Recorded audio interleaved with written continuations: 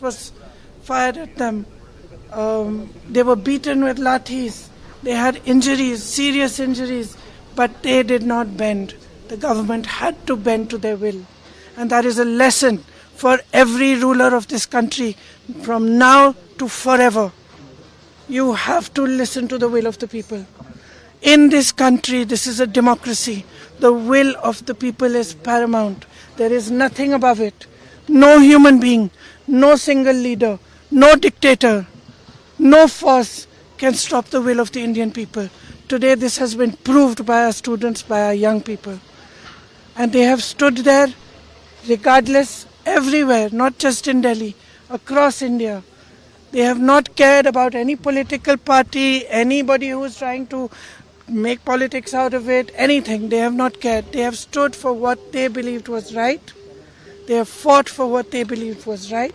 And this is their victory. I give them my compliments.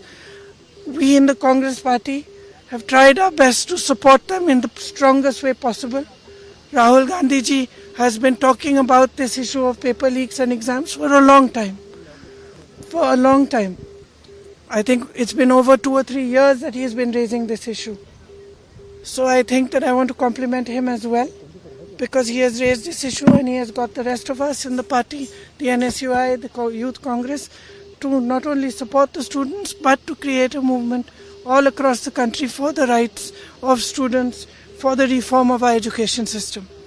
So now I think this is the beginning, but I am really, really happy. I got a little bit emotional when I heard this news, because many times in these last 10 or 12 years I have thought to myself, when are our young people going to wake up? Look what is being done to our country. RSS is filling the entire educational system. Every post, every vice chancellor, the ideology of our forefathers has been broken down. Force is being used against young people, against anybody who raises their voice and protest. So today I'm a very happy person, because the youth of our country has spoken and nobody can ever dare to silence their voice.